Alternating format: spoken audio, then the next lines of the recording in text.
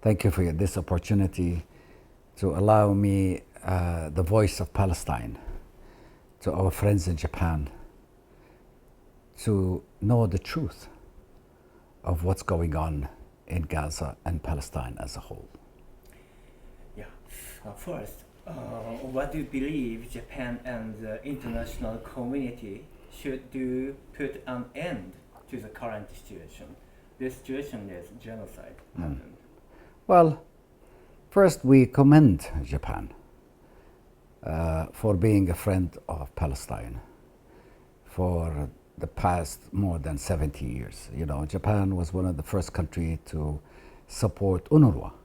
And just about a couple of months, last month was 70 years of relationship. Well, Japan government and people have been always supporting the weak, have always supporting justice, have always supporting freedom of the people. So I commend Japan for that. And we believe that Japan is a friend, not only the Palestinians, but also the Israelis and the whole world, because Japan is a peaceful country. And at least Japan has not lost its humanity, neither the government or the people. There is still, Japanese are trying very hard to stop the war and to bring in humanitarian aid. Comparing to other countries that have supported this so-called self-defense war, which we're seeing on a daily basis now, is a genocide, is a war crime, is an extermination of the Palestinian people, extermination of civilians. You know, they say this is a war against terror, but this is a war against Palestinian women and children and men and homes and buildings, hospitals, churches, mosques, UNRWA, UN employees. This is the war on it. I mean, the truth about it. And there's many statements of the Israelis, from the prime minister down to every minister in the Israeli cabinet to their members of the Diet, what they call it, Knesset. They say, wipe off Gaza, kill them all. There is no innocent. The president of Israel said, there is no innocent people in Gaza. So that by itself is a war crime, and I thank Japan for not supporting that.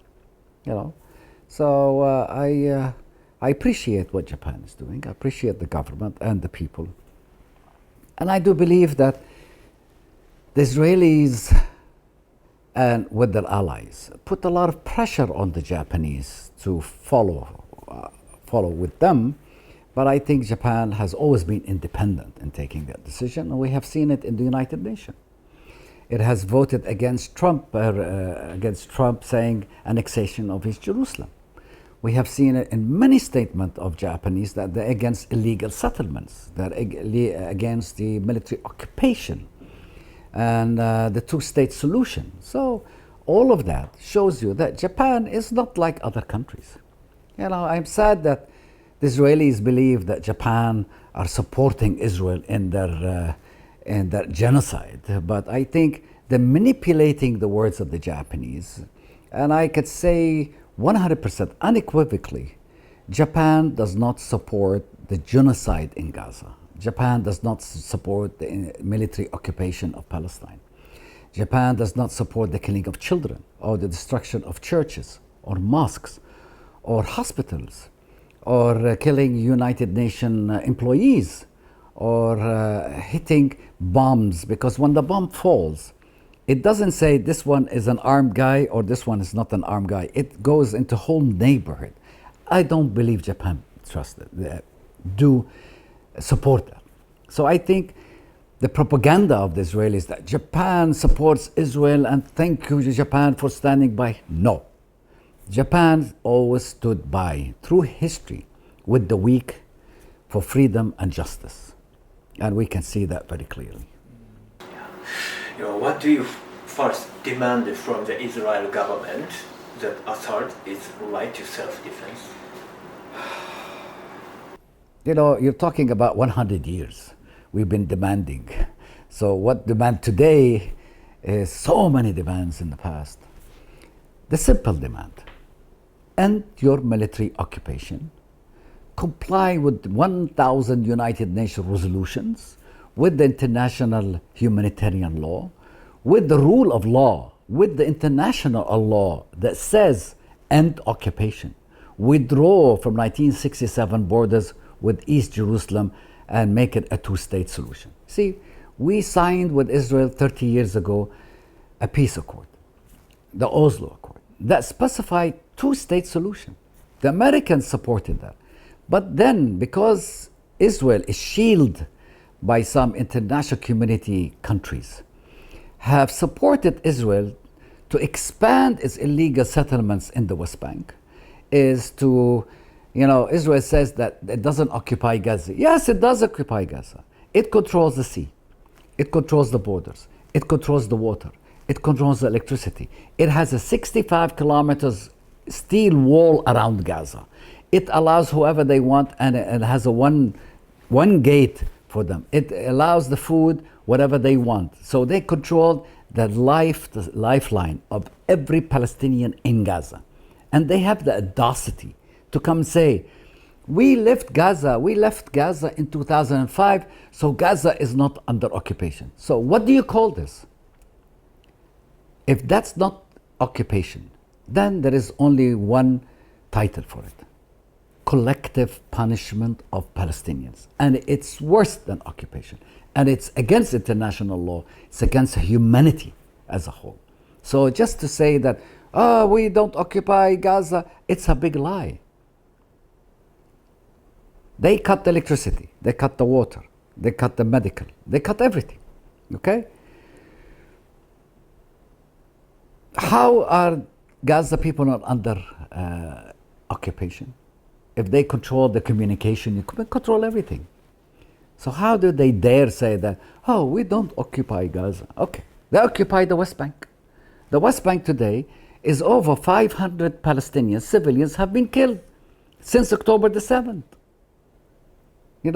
Settlers, the Minister of National Security in Israel, Ben Gvir, which was convicted by an Israeli court as a terrorist, is giving out weapons to illegal settlers to go kill Palestinians. So what do you call that? That's another genocide. See, Israel for the past 100 years has no respect to the rule of law. It's a rigged country. It's a country that was built on Zionism. Zionism is expansionism. Zionism is extermination of Palestinians, of the indigenous people living there. Get them out. This is our country because God gave it to us. God didn't give any land to anyone. We created the lands, the borders of these lands. So that myth that God gave them the land, people should not really trust that thing. It's easy to accuse us. It's an apartheid. It's the same thing. It's worse than what happened in Africa. It's worse what the European did to the Jews. In Europe, people don't know that. The Jews were victims of Europe. Now those victims are victimizing us and they're pretending they're victims. I mean, it doesn't, not logic anymore. Israel is the most powerful country, they say, the 8th powerful country in the world because of America. Look now, who's fighting in Gaza? Israel, USA, France, Britain, Germany, and other countries fighting 2.4 Palestinians. That's not a fight. That's called extermination of Palestinians. They want to kill us. They want to annihilate us from this earth, so they say no more Palestinians. But I have one thing to tell them. As long as one Palestinian is alive, we will continue our effort to have our own independent state. Genocide, there is no word anymore. Genocide to what is happening in Gaza right now, it's not the right word. Extermination is not, it's worse than that. The amount of the bombs that fell on Gaza by support of some countries, which Japan has not supported at all, let me make clear. It's as much as the Hiroshima and Nagasaki bombs. I don't like to compare that, but it's a comparison for the people to understand how much is the destruction.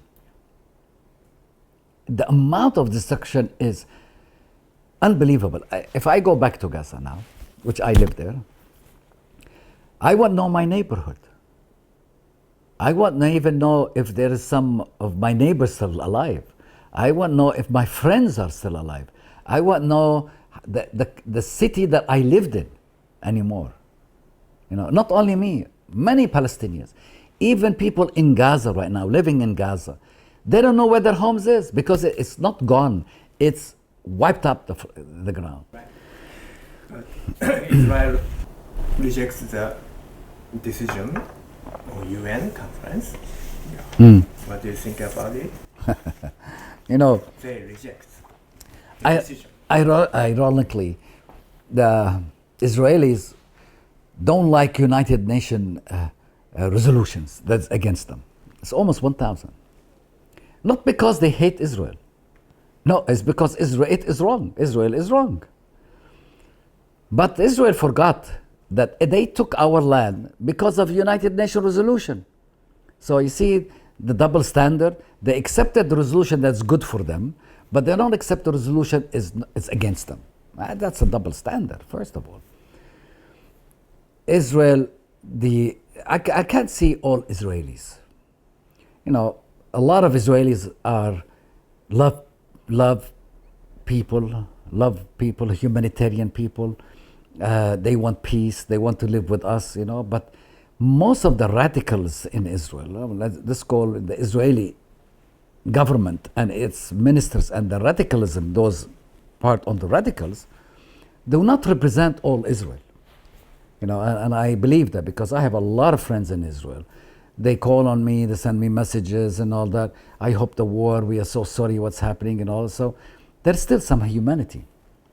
But these radicals that took over Israel as the leader have never wanted peace with us. Never. They want us to be like the Red Indians of America, to put us in a corner and forget about us. Who remembers the Red Indians of America? Nobody. Who remembers the indigenous people of Australia? Nobody. Who remembers the indigenous people of many countries that have been colonized? Nobody. They think that the Palestinians will be that kind of people? No. Never. We have the right, under every law on this earth, not religious, man-made law, rule of law, international law, United Nations law, it says we have the right for an independent country, a 2 states on one land. And that's what we want, a 2 state on one land. We can live with the Israelis very peaceful. And people will ask me, Hamas. Hamas is a byproduct of occupation. What's happened in Israel for the past 75 years, including October 7, and I will say it in front of everybody, is the byproduct of Israeli continuous military occupation. They brought it among themselves. They brought it among themselves. Yani, you don't understand how Palestinians live every day. I tell you, in East Jerusalem, they give them a permanent residency. If you leave the country 6 months, you don't have a house or land, or Israelis will come and take it. In East Jerusalem, any Israeli, like a house, an Arab house, a Palestinian house, can go in, bring them 10, 15 people, kick people out, take the house. And there's so many videos on it. And one Israeli said, if I don't steal it now, somebody else will steal it. So let me steal it. And he comes from America. So that's kind of the radicalism that has come. This is everyday Palestinians in East Jerusalem, in West Bank, they're afraid to leave their homes. In Hebron, you know, they cut Hebron into half. We live under and the settlers on top, illegal settlers, and they throw stones and they throw hot water, they throw the bathroom water on the Palestinians walking in the streets. They take their homes by force. This is not acceptable. They put the kids in jail, they put the father in jail, they come inside the house, the military, beat up the father in front of his kids, dehumanize the father in front of his children and his wife. You know, when a father is kicked by military people, military kids in the military coming in from Africa and from USA and from other countries, kicking out the father in front of the family, what do you think the family would do? What do you think the father is going to look like next day? Dehumanizing. And this is what they do, is dehumanizing Palestinians on every day. You know, this is the same thing in the West Bank. This happens every day. They cut our water, they cut our electricity, they don't allow it to movement, they put us in jail. If we have to go through the checkpoints, you know, they have these cages. Cages they use, you know, like for chicken and for cows. And Palestinians have to go through these cages, you know, until they get to the checkpoint and then strip down, search them, kick them, put them in the sun for 6-7 hours, 10 hours, 12 hours, whatever. Arrest them under administration. All of this is occupation. This is what the Palestinians are living. You know, this is in the West Bank and East Jerusalem. And let's go to Gaza. Gaza, 17 years. No, we want to go. Gaza and West Bank is one entity supposed to be. Don't cut it in half. So they cut the entity into both. And then so many Israeli government officials, including Netanyahu, said we should support the division of the Palestinians because if we divide them, then we don't have a partner in peace. We had a partner in peace called Rabin, Prime Minister Rabin. Netanyahu and his radical people were responsible for killing Rabin because Rabin believed in peace. And since that day, we have not yet have anybody in Israel that believed like Rabin. Even Rabin was a war criminal. You know, but then he realized that there is no way. The best way for peace is to have this two-state solution. Since that day, we lost. And they assassinate Arafat.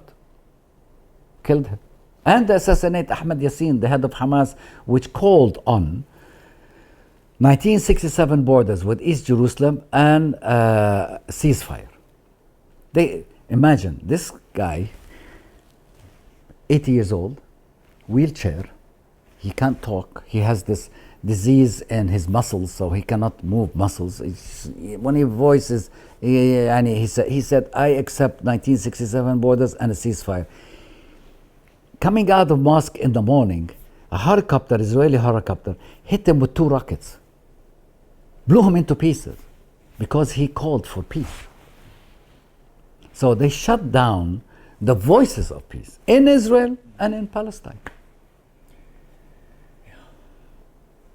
I want to mention about the peace because Hezbollah and the Houthi faction in Yemen have declared war on Israel.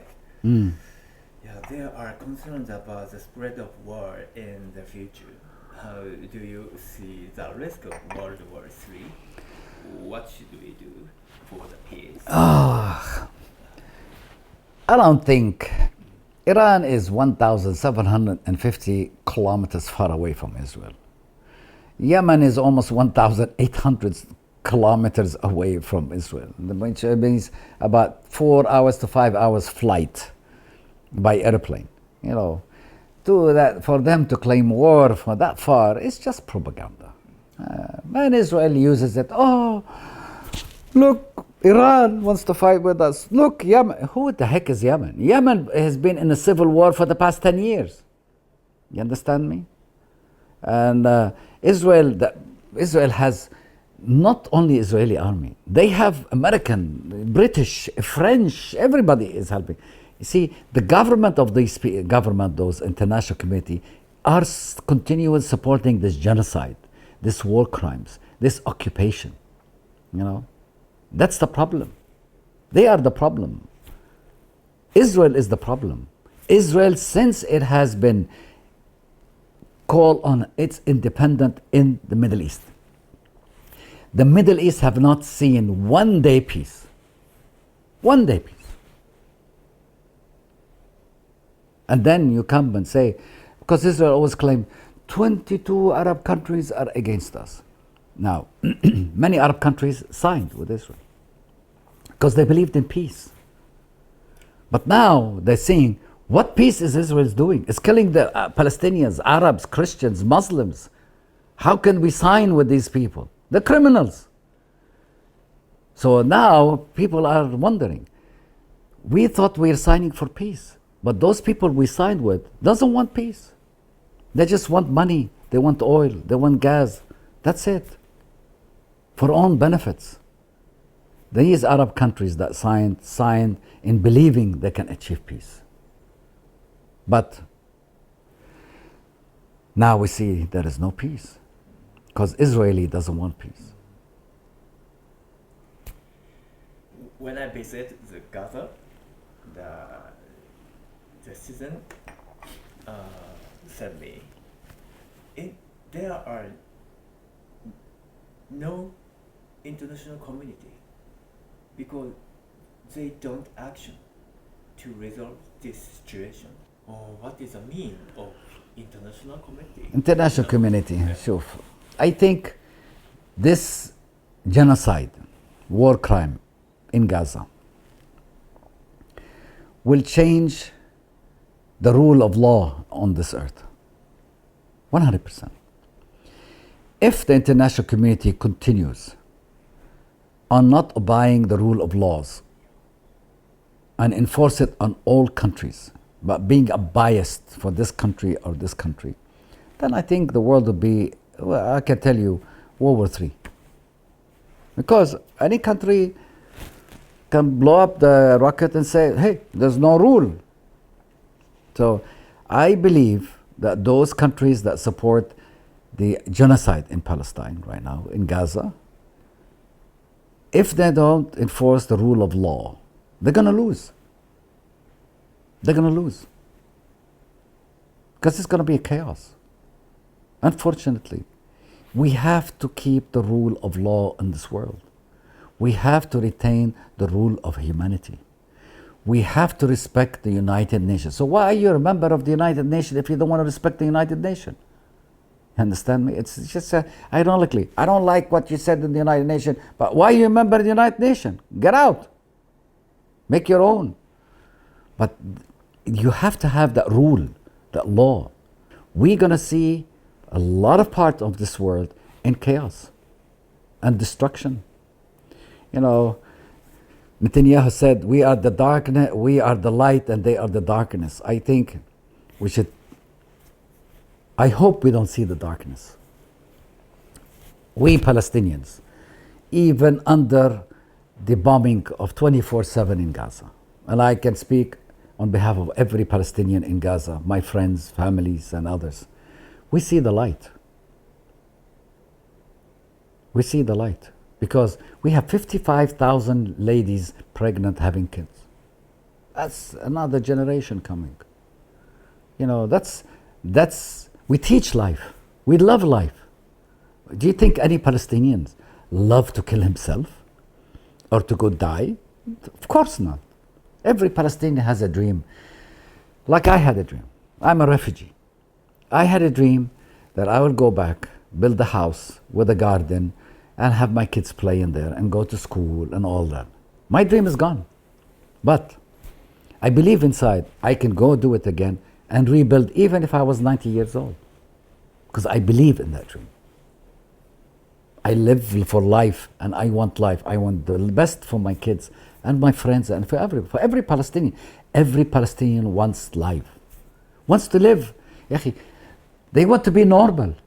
They want to have a passport that goes everywhere, come there, enjoy, travel to come to Japan, go everywhere. They want that. Why can't we have that when they can have it? No, it's not fair.